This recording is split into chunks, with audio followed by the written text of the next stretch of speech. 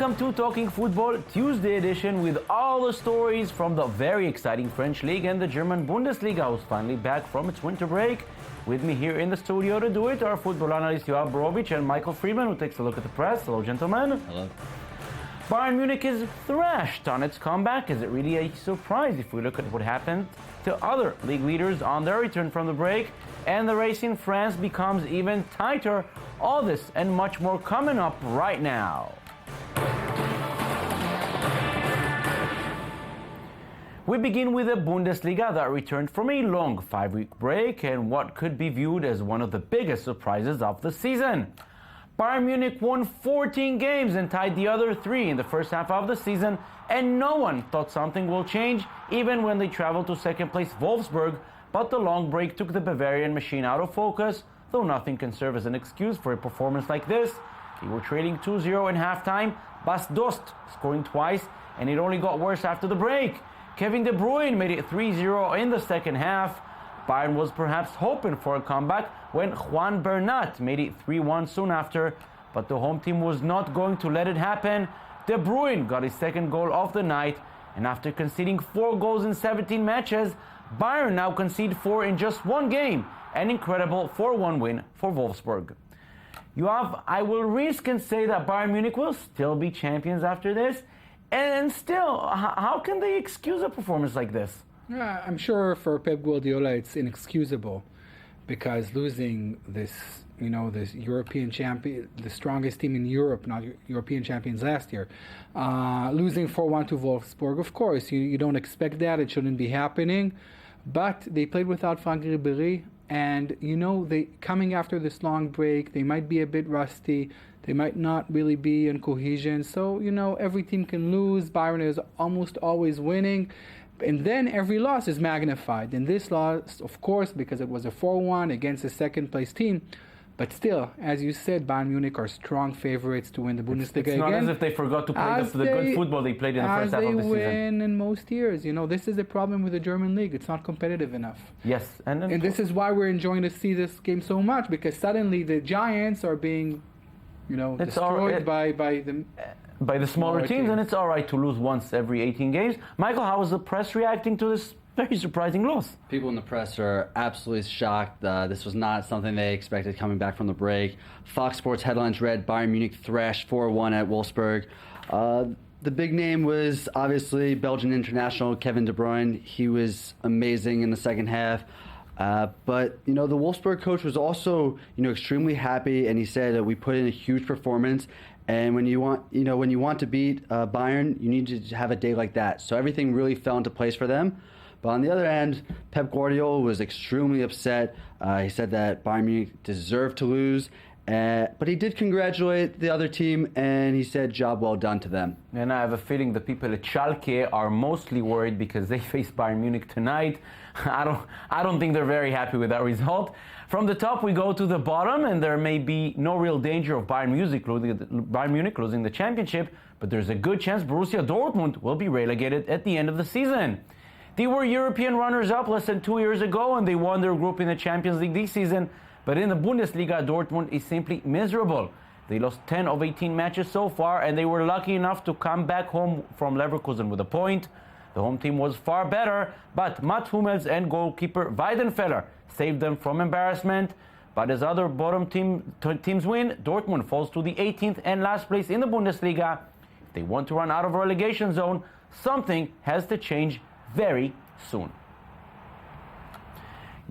We said again and again, it's Dortmund, they'll react, they'll be fine, they'll not be relegated. 2 or 3 more games that they don't win, pressure mounts on, they're in real trouble. For sure, they're in real trouble, they know that. They're not playing well, they're not playing they're not even playing, as opposed to Europe and Germany, they're not playing the beautiful Dortmund football that we're seeing in the Champions League. We've been accustomed to in the last few years. So Jurgen Klopp, the coach, said after the last game, I cannot talk to my guys about fighting relegation zone all the time and then expect champagne football. He said, we cannot play that way now. We were not. And Jurgen Klopp is a statist. He always wants to play the beautiful game, the dynamic game. But lately, it's not been shown. Maybe it's time to play cheap wine football. I'm sorry. Yes, cheap wine and cheap beer. And they're doing everything they can do to stay in the Bundesliga, because for Dortmund to be relegated is just a travesty. It's a financial disaster. I'm not even talking about the 80+ thousand fans that come to every home game. It is just totally unacceptable. It's horrible But for the league.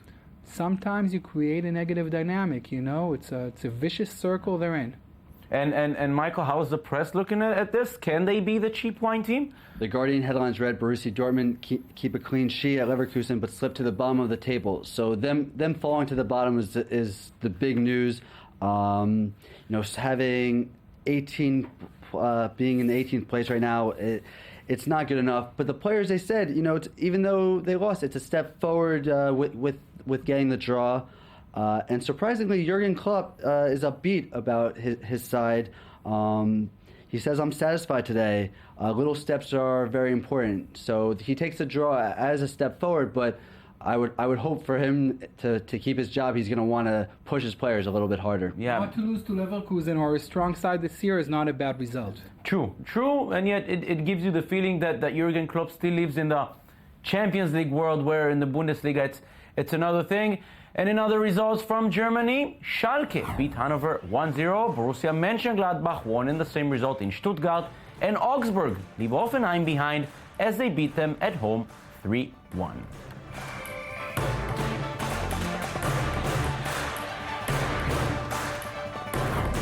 Wolfsburg cuts the lead from Bayern Munich at the top to 8 with their fantastic win. Further down, fighting for the other two Champions League tickets are Mönchengladbach, Schalke and Augsburg, all with 30 points.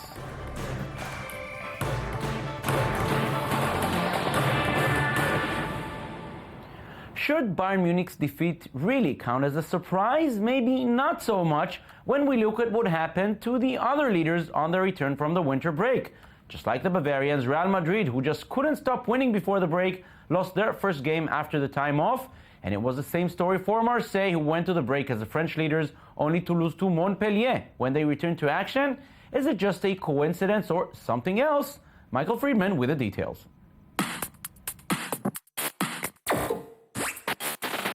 It is one of the biggest phenomenon in football. The winter break provides an opportunity for teams to rest before the second half of the season, but shockingly brought the top teams in the leagues to their feet. Spanish leaders Real Madrid dropped their opening game of the new year to Valencia. Marseille fell from the top after losing to Montpellier, and Bayern Munich just came back with an embarrassing loss against Wolfsburg. Real Madrid were the first to suffer from the break after winning 22 consecutive matches, but the home team spoiled the leaders' long streak. Cristiano Ronaldo put his side up early in the match. However, Valencia proved stronger in the second half, winning 2-1. Although Real are at the top of the league today, it was a surprising loss for the Blancos. Questions remain as to why those players were not ready after the 2-week break. And next we saw Marseille, who also had a disappointing away loss to Montpellier. Returning 3 weeks after their break, many of the players were not ready to play competitive football. As some of the footballers took the time off and went on holiday, they did not expect to come back after the new year with a loss. But the biggest surprise of them all came with Bayern Munich losing their first Bundesliga match of the season against Wolfsburg. The defending champions and leaders had appeared invincible prior to the winter break, but the long month off was problematic for the leaders, and they know they were not good enough coming back. This is the first match. This is Bundesliga. This is a game where everybody was waiting for because we had a big break. But so they have days. So that's not an excuse. But I think it's very easy to explain. They punished us, and we have to accept. This win for second-place Wolfsburg was a positive start for the second half of the campaign as they seek to catch up to the leaders. While many believe there's no true threat to the Bavarian side, the long time off may be problematic if they seek another successive Bundesliga title. But in England, this isn't the case. The players actually play more football during that span of the year. During the period when all the other teams are off, the Premier League is in its most critical point of the season. Some can argue that for them, the players and the teams are more focused and have less distractions. As each of the Football League seasons are long and tiring, it appears the winter break can be catastrophic for the leaders. Yoav, I don't see it as a surprise. All these teams, looking especially at Bayern Munich and Real Madrid, they were sweeping everything before the break, and they completely lost the tempo. Yeah, they're getting out of sync. They go to Dubai, Abu Dhabi. A lot of players go on personal marketing trips, and some of them just go to vacation. So, it takes time to go and to come back and to be as strong, because all the teams go on breaks. But, to come back and to be as strong as you were, it's harder than just to be average. And that's why we see those losses almost every year when those teams come back. This year, obviously, we see more of those losses. But always when the big teams lose, it's good for the football. It's good for the league in those countries. It makes it closer, more competitive, more interesting. I agree. It's not a bad thing. Maybe they will all adopt the English example with the playing in Christmas. They laugh at the Brits, for playing in Christmas and New Year's and all that. But it makes the Premier League so interesting. The whole world just watches the Premier League for a few weeks. So I think it's a great thing. It's a great tradition. I wish we would see more football in other countries, but they will not give up on their breaks. I agree on that. Now we go to another interesting league. We're talking about the French league. The race in France is the closest we've seen in years, and it only got tighter this weekend. When Alexandre Lacazette is out, Lyon struggles to score. The top striker, who scored nearly half of his team's goals so far, was out due to injury. Without him, Lyon concentrated mainly on defense. At least they were successful in that. Their match in Monaco ends with no goals.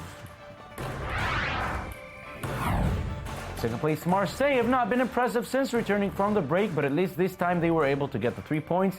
Pierre-André Gignac finally scores again as the team from the Southern Courts beats Evian at the Stade Vélodrome. And champions Paris Saint-Germain have not been impressive either, but step by step they're closing the gap from the top.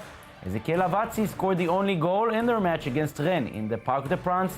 Third victory in a row for PSG, and don't anyone count on them giving up on their title without a fight. And this is what all this means at the top. Lyon are still first with 49 points, but the gap is now down to 2. Marseille and PSG are tied at second with 47 points and the same goal difference. Saint-Etienne, who lost to Caen, are fourth with 40, same as Monaco in fifth.